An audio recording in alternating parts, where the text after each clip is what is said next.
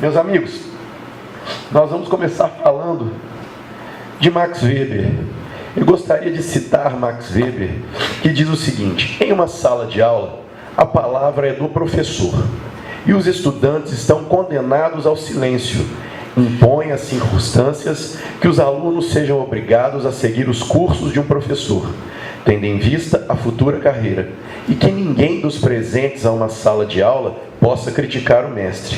É imperdoável a um professor valer-se dessa situação para buscar incutir em seus discípulos as suas próprias concepções políticas, em vez de lhe ser útil, como é de seu dever, através da transmissão de conhecimento e de experiência científica. Aqui Max Weber deixa claro quais são os deveres do professor. O dever do professor é de orientar, é de ensinar, é de mostrar os caminhos, as várias possibilidades ideológicas, científicas, para que o aluno, então, forme o seu convencimento. Diferente do que tem acontecido no Brasil, aí já há bastante tempo, com a doutrinação comunista nas salas de aula. A despeito do que ensina Max Weber, hoje os professores abusam do direito de ensinar. E o projeto de lei Escola Sem Partido, de minha autoria, número 4247 de 2017, em tramitação na Assembleia Legislativa, combate duramente essa conduta de abuso do direito de ensinar. O professor não tem o direito de ensinar aquilo que ele quiser. O professor deve estar restrito, deve observar aquilo que dispõe a superintendência da escola, a supervisão da escola, no plano de ensino ao qual ele deve observar e respeitar. O professor não pode sair disso. Então, quando um professor se mete a participar politicamente dentro da sala de aula, trazendo para os alunos os seus posicionamentos políticos, ideológicos, se aproveitando da audiência cativa que ele possui. Cativa porque os alunos são obrigados a assistir. Então o professor se aproveita da audiência cativa que possui e insere, introjeta nos alunos os seus pontos de vista políticos, ideológicos, religiosos ou não religiosos. Quando nós falamos de escola sem partido, nós queremos uma escola que não se meta ideologicamente na doutrinação dos alunos, que não se meta politicamente na doutrinação dos alunos, que não se meta religiosamente na educação dos alunos e que não se meta de maneira ateísta na educação dos alunos. Nós queremos uma escola que se preocupe única e exclusivamente com a ciência. Escola é para você aprender, é para o professor ensinar, não é para doutrinar. Escola é lugar de português, de inglês, de matemática, de geografia, de história, de física, de química, de biologia. Escola não é lugar de montar palanque para sindicato, não é lugar para montar palanque para partido político, não é lugar para abuso do direito de ensinar. Assim sendo, meus amigos, quando o professor falar, vocês vão me amordaçar com o projeto Escola Sem Partido. Nada mais é do que um sofisma. O professor já não tem o direito de ensinar aquilo que ele quiser. Ele já não tem esse direito. O direito de expressão do professor não é livre e amplo. Ele deve se restringir àquilo que ele tem que ensinar na sala em estrita observância do plano de ensino. Então, o que passa disso é abuso do direito de ensinar. O direito de ensinar e o direito de expressão não são salvo-conduto para a prática delituosa. Eu não posso praticar delitos dizendo que aquilo ali é meu direito de ensinar. Eu não posso praticar delitos dizendo que aquilo ali é meu direito de expressão. Não existe, então o projeto não vem amordaçar. O projeto vem ao contrário. O projeto vem amplificar a voz dos professores, garantindo o direito que já existe para os alunos. O projeto nada mais faz do que garantir algo que já existe. Quem é contra o projeto Escola Sem Partido é contra leis que já existem, quem é contra o projeto Escola Sem Partido é fora da lei. É fora da lei. Veja bem, vou ler para vocês 6 pontos específicos do projeto Escola Sem Partido que dizem respeito aos deveres do professor. Olha só, o professor não se aproveitará da audiência cativa dos alunos para promover os seus próprios interesses, opiniões, concepções ou preferências ideológicas, religiosas, morais, políticas e partidárias. Por que isso? Porque o professor é um servidor público. O professor é um servidor público, servidor do Estado, pago com o dinheiro do seu salário, do seu imposto. E você não pode financiar professor que está ali para fazer propaganda política. A Constituição da República, no artigo 37, traz os princípios da administração pública. A doutora Rosângela conhece muito bem. Um deles é o princípio da impessoalidade. E aí nós vemos neste princípio estampado o dever da neutralidade do servidor público. O servidor público não pode ser partidário, não apenas o professor. Ele pode, obviamente, ter a sua opinião política, ser filiado a partido, mas no exercício do seu ministério como servidor público, ele não pode externar ali, ele não pode fundamentar as suas decisões com base em preceitos políticos, sociológicos, ideológicos, de maneira nenhuma, religiosos, não. O professor tem que observar o que diz a Constituição no artigo 37. O que passa disso é fora da lei. Vocês concordam que o professor, olha só, esse número 1, o professor não pode se aproveitar da audiência cativa dos alunos? Sim ou não? Sim. Vocês concordam, não concordam? Tudo bem. Olha o número 2. O professor não favorecerá nem prejudicará os alunos em razão de suas convicções políticas, ideológicas, morais, religiosas ou da falta delas. Vocês concordam com isso? Sim ou não? Sim. Sim. Número 3. O professor não fará propaganda político-partidária em sala de aula, nem incitará seus alunos a participar de manifestações, atos públicos e passeatas. Vocês concordam com isso? Sim ou não? Sim. Isso é estrita observância da Constituição da República. Isso já existe. É o artigo 37, Princípios da Administração Pública. Número 4. Ao tratar de questões políticas, socioculturais e econômicas, porque isso também é assunto de sala de aula. Isso é assunto de sala de aula na matéria História e na matéria Geografia. O professor de matemática não tem que se meter nisso. O professor de biologia não tem que se meter nisso. O professor de química não tem que se meter nisso. Isso é assunto da História e da Geografia. Ao tratar de questões políticas, socioculturais, econômicas, o professor apresentará aos alunos de forma justa, isto é, com a mesma profundidade e seriedade, as principais versões, teorias, opiniões e perspectivas concorrentes a respeito. Quem já ouviu falar de Max Weber?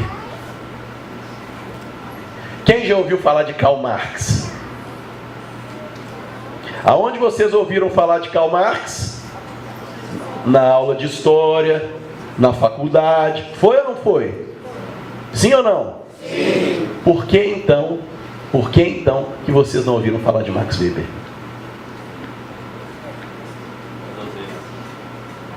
Porque só servem teóricos de esquerda, só servem teóricos comunistas, só servem teóricos que implementam no nosso país a chamada Revolução Granchista, Revolução Cultural Granchista, da qual nós falaremos logo adiante. O número 5 diz o seguinte: o professor respeitará o direito dos pais a que seus filhos recebam a educação moral que esteja de acordo com suas próprias convicções. Sabe o que é isso? Isso é Pacto de São José da Costa Rica, no artigo 12, do qual o Brasil é signatário.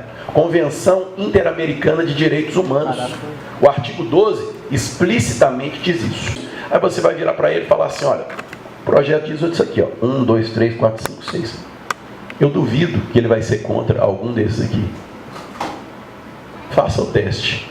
Satisfação garantida, você pode me chamar lá no Facebook e me xingar. Já fiz isso com diversos esquerdistas, diversos marxistas, diversos comunistas 42, 47/2017. Projeto de lei Escola Sem Partido, de minha autoria. Então, pessoal, vocês estão enxergando aí a necessidade da implementação do projeto de lei Escola Sem Partido no Brasil. Mais especificamente em Minas Gerais, porque é o meu projeto e é onde nós estamos inseridos. Nós vivemos numa era chamada pós-modernidade.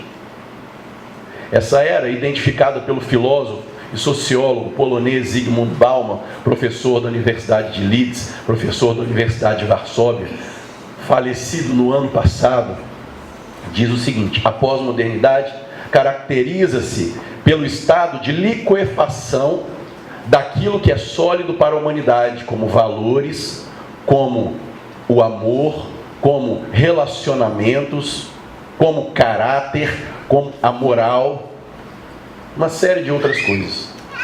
Para quê? Para que tudo caiba no recipiente da vida do homem. É a era do homem egoísta, hedonista.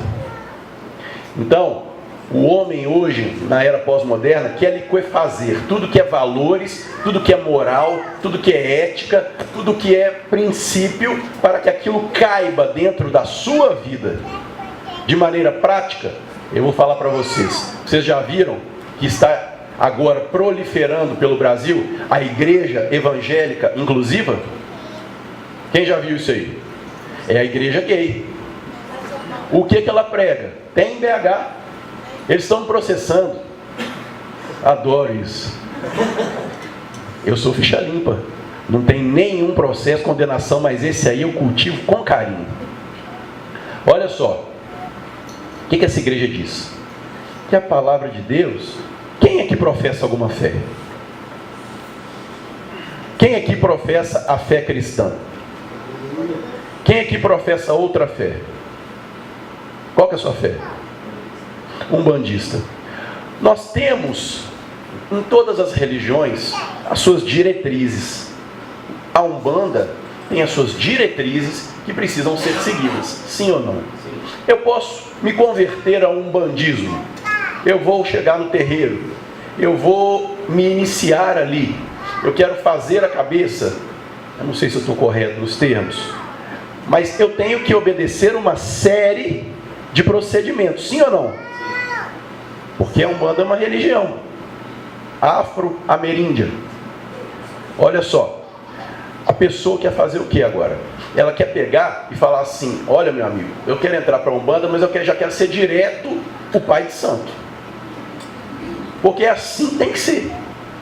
Ou então, aí a maioria professa a fé cristã, como eu, diz o seguinte: a Bíblia Sagrada, aquilo que está escrito no texto sagrado, não é a verdade. Por quê? Porque aquilo me causa desconforto, aquilo me magoa.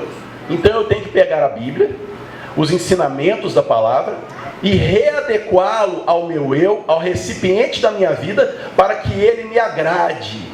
E não o contrário, eu tenho que construir a minha vida com base na solidez dos princípios, dos valores cristãos, com base na palavra que é a rocha. Vocês entenderam? Esse é o mundo pós-moderno, da liquefação. E é essa era que está trazendo teorias como a de gênero, que diz que o homem não nasce homem, a mulher não nasce mulher, todo mundo nasce ambíguo, e você deve livremente escolher o papel sexual que você quer exercer na cidade, na sociedade, sem pressão da igreja, sem pressão da família, sem pressão da escola, sem pressão dos amigos. Ou seja, o que esse absurdo diz? Que você só é mulher porque a igreja te obrigou a ser mulher. Que você só é homem porque a escola te obrigou a ser homem. Olha que coisa absurda, como que liquefaz princípios biológicos, gente. Princípios naturais. O cara pode ali passar a exercer a sua orientação sexual homossexual, homoafetiva. Ele pode ali, então, fazer todo o procedimento para a transição de gênero e assumir o gênero feminino. Pode. Mas se você pegar o DNA dele, se você pegar todas as células do corpo dele se você pegar os neurônios dele e analisar, todos eles gritam: aqui é macho, aqui é homem. Da mesma forma com a mulher. Isso, assistir o Mecanismo. Assistam, gente, é muito bom. É muito bom.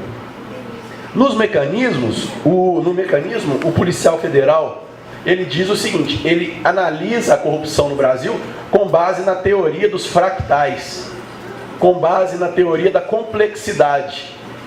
Quer dizer que tudo no mundo está interligado.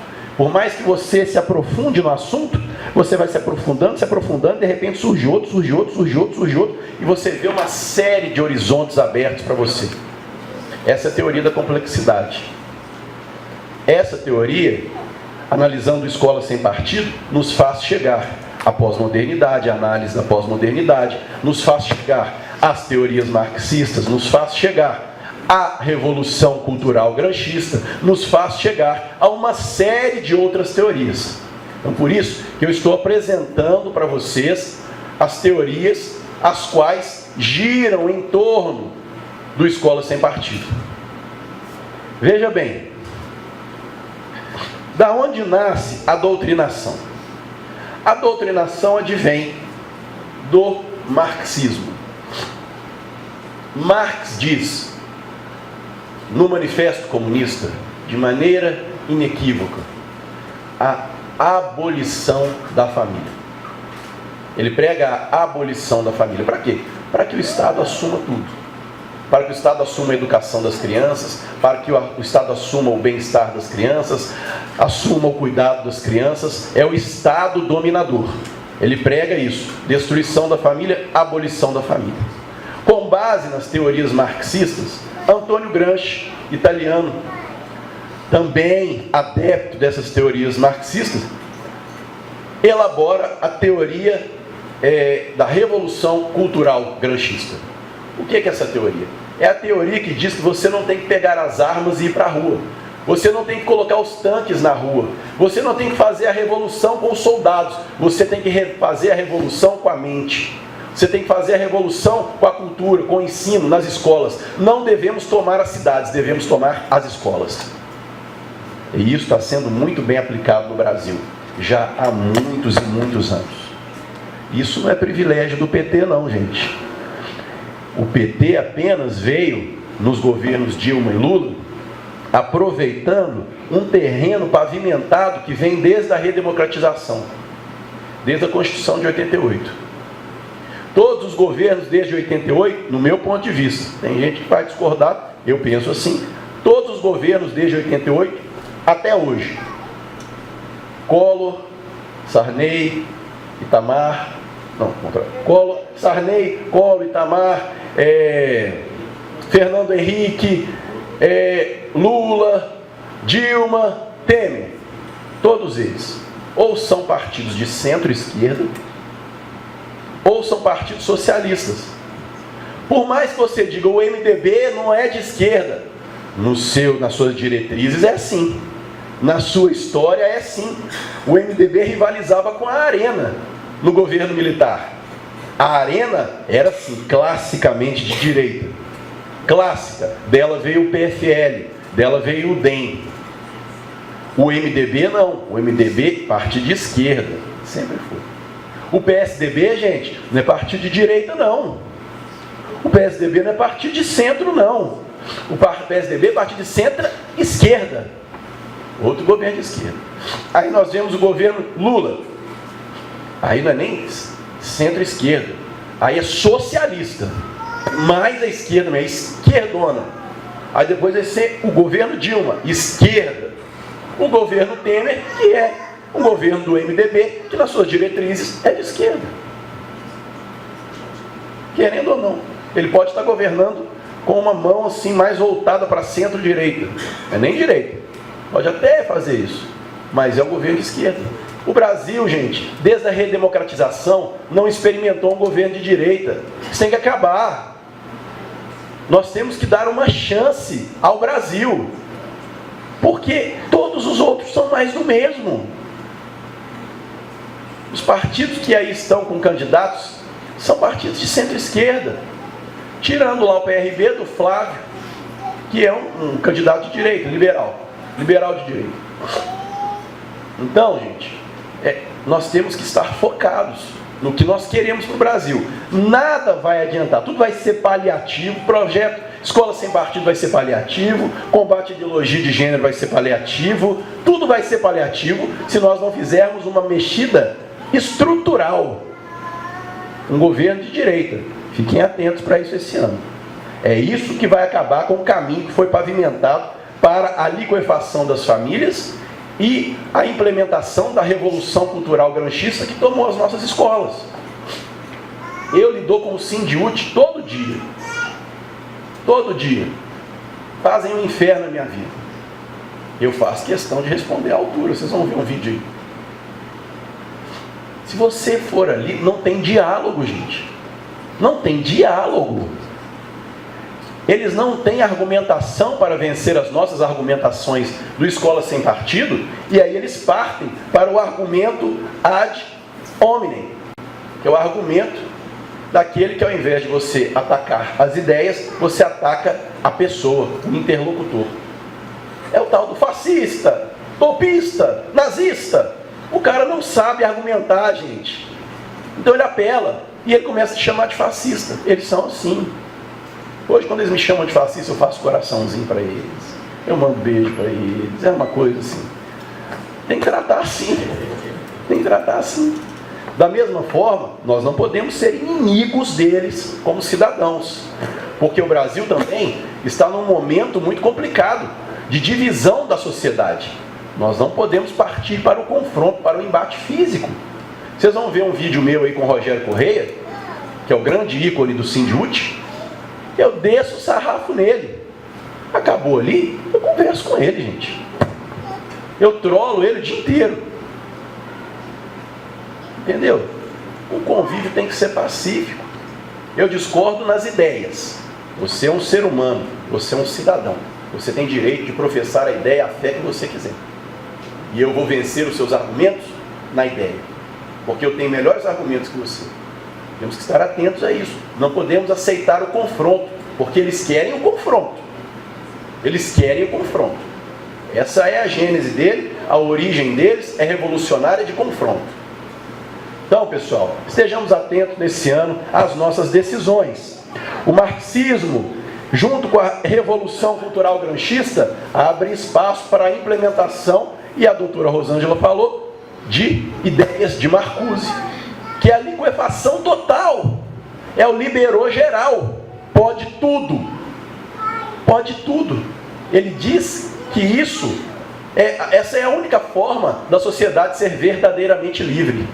Que na verdade o que a gente quer é a bestialidade. Na verdade o que a gente quer é o incesto.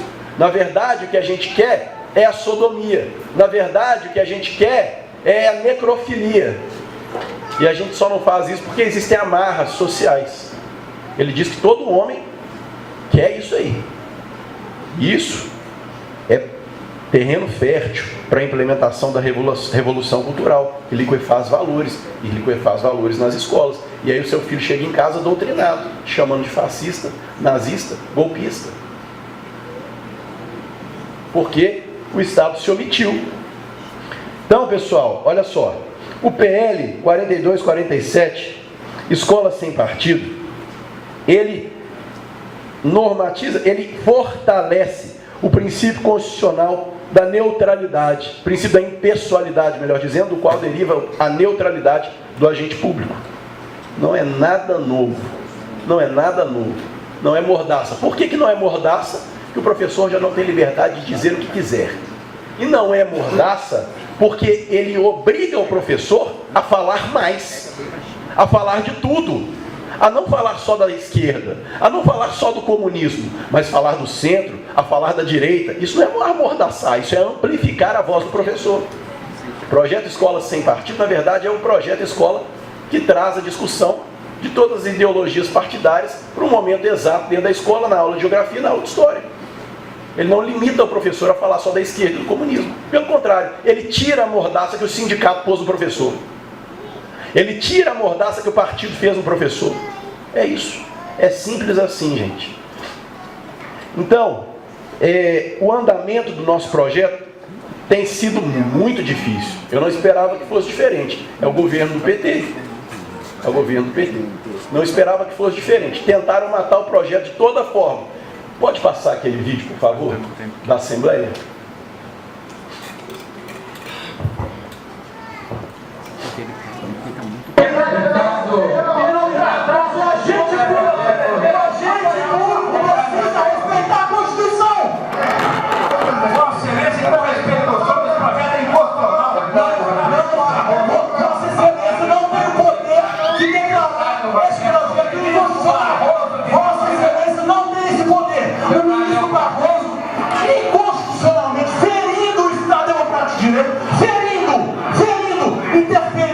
Interferiu na tramitação do projeto.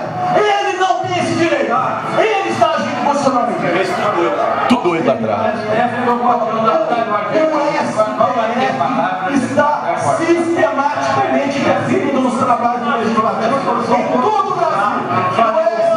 A palavra está com o deputado Rafael Portela. Eu gostaria de pedir aos que vieram assistir, senhores,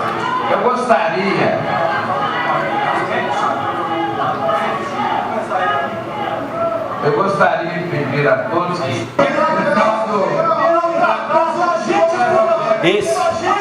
Pode pausar. Esse foi o dia que eu salvei o Escola Sem Partido. Estava tudo programado ali com plateia deles, para que o projeto fosse enterrado na Comissão de Constituição e Justiça. Essa é a Comissão de Constituição e Justiça. Só que o que eles fizeram? Eles perderam o prazo. O relator do projeto, que era o Durval Ângelo, também ícone deles aí, perdeu o prazo. E quando perde o prazo, regimentalmente, o projeto tem que passar para outra comissão. O prazo é perdido, dá-se uma nova oportunidade para que o relator cumpra o prazo. Mas é um acordo. A norma, a regra, é que vá para outra comissão. Então eu usei da regra.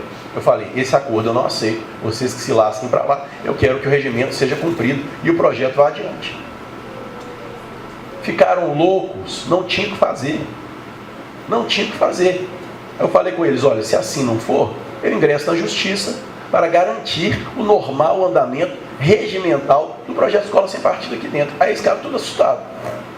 O que aconteceu? Passaram da comissão. Mas aí quando passou da comissão, ele tem que ser lido em plenário. E quem que é o cara que lê em plenário? Este aí que vos fala, Rogério Correia. O que ele fez? Não leu. Simplesmente parou. Parou o andamento normal do projeto. Não quis, não quero ler, não vou ler. Aí eu tive que ingressar na justiça. Mandado de segurança. Para que ele lesse, safado. Leu. O projeto, então, foi destinado e hoje se encontra na Comissão de Educação. Aparelhada por eles também. Mas eu estou lá nessa. E, como parte do estratagema deles, pediram também para que passe pela Comissão de Direitos Humanos e pela Comissão do Trabalho e Emprego. Então, olha só, para atrasar o andamento, fizeram toda essa chicana. Mas nós estamos vencendo, o projeto está vivo, o projeto passou pela principal barreira, que era a barreira da Constituição e Justiça, e se esse projeto chegar no plenário, a gente não perde. Não perde. Então, nós temos grandes perspectivas de aprovação do projeto de lei Escola Sem Partido em Minas Gerais. Enquanto isso, o que nós fizemos? Eu sou o relator do Plano Estadual de Educação. O Plano Estadual de Educação tinha a meta 21, que era inteira da ideologia de gênero. Escancarada. Escancarada. Graças a Deus, Deus me deu a chance de ser relator desse projeto. O que eu fiz? Então eu tirei na sua integralidade a meta 21, eu retirei totalmente a ideologia de gênero do Plano Estadual de Educação de Minas Gerais.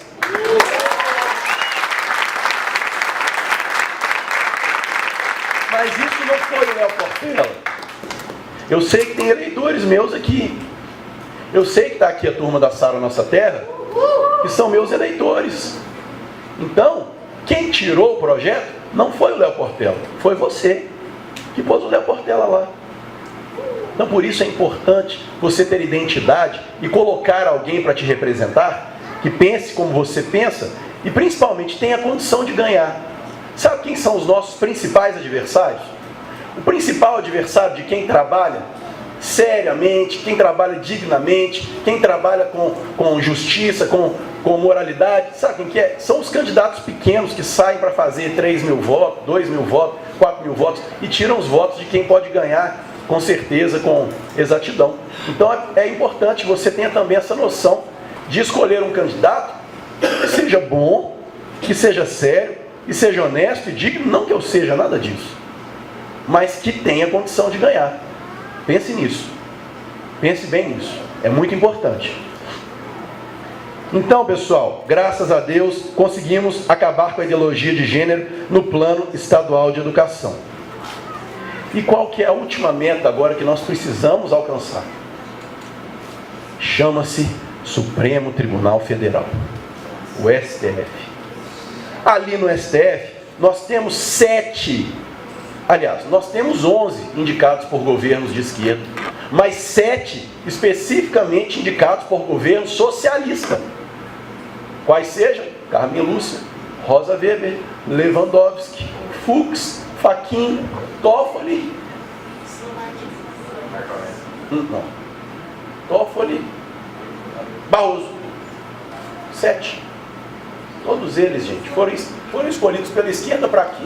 Para eles meterem a mão nos processos de esquerda e julgarem de maneira escancarada. Aqui, o Lula roubou mesmo. Então, por causa disso, eu vou soltar o Lula só porque ele me indicou para cá. Não, gente, não é assim que funciona. Mas quem indica tem a noção clara que o julgador caminha sempre naquela direção ali, ó. Tem a história da pessoa. O Fachin era militante na campanha da Dilma, gente. O Toffoli era advogado do PT. O Barroso tem uma história de militância na esquerda, de teses da esquerda, como advogado. Excelente advogado, mas o advogado de esquerda. Então essas pessoas foram colocadas lá para que a esquerda tenha a certeza de um horizonte que será alcançado. Isso tem que mudar. Essa é a última barreira. Não vai adiantar mudar tudo se isso não for transformado. E aí eu tenho um compromisso feito comigo da última vez que ele foi a Belo Horizonte, do nosso presidente Jair Bolsonaro. Pode soltar.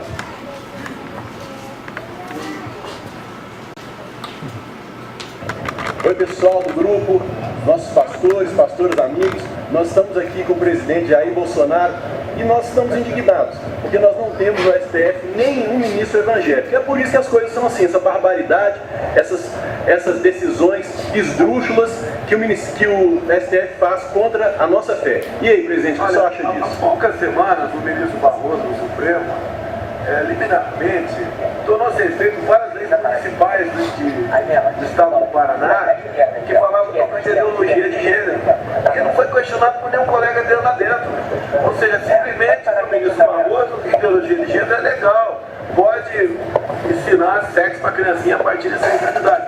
Eu perguntei para esse grupo evangélico estava comigo, tem algum ministro evangélico lá? Eles falaram, desconhecemos. Não tem porquê. Porque vocês não têm um presidente afinado com vocês.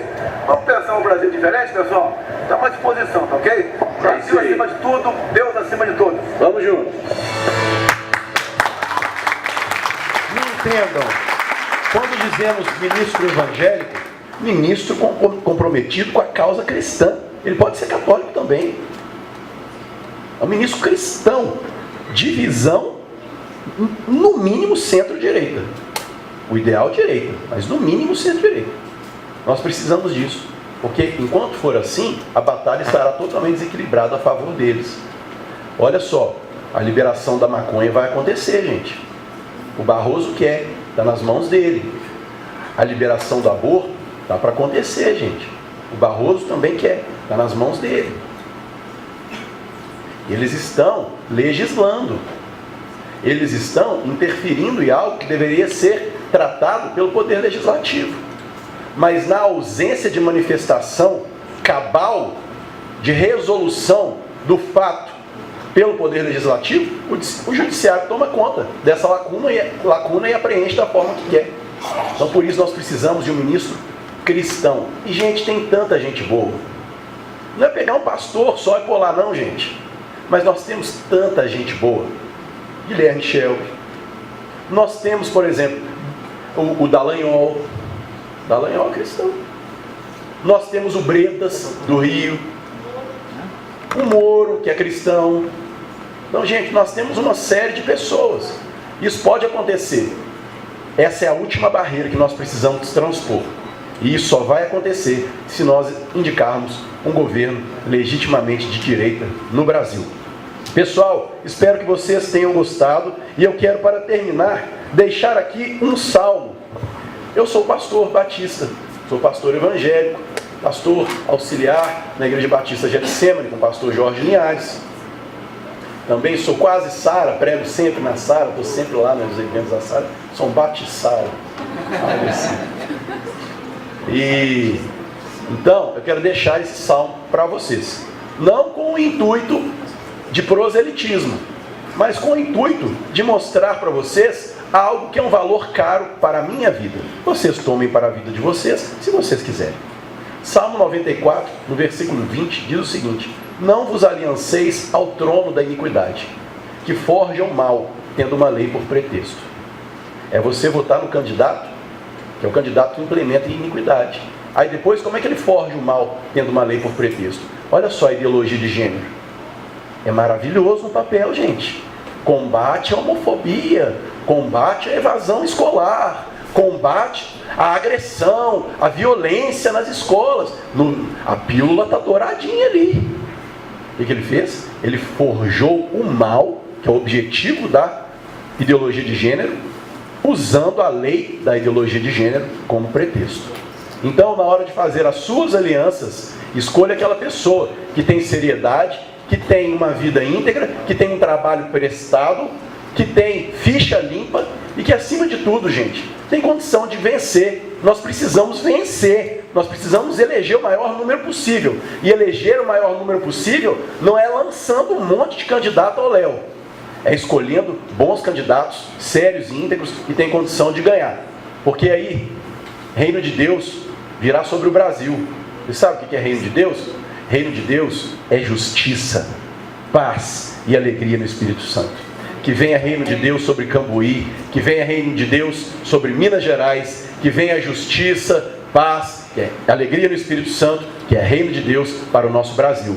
Obrigado por me aturarem, por me receberem com tanto carinho, por me perdoarem pela minha voz fanha, rouca, pelo meu nariz escorrendo. É uma honra, é um prazer e é uma alegria estar aqui com vocês. Estarei sempre que vocês me chamarem. Deus abençoe a todos. Amém.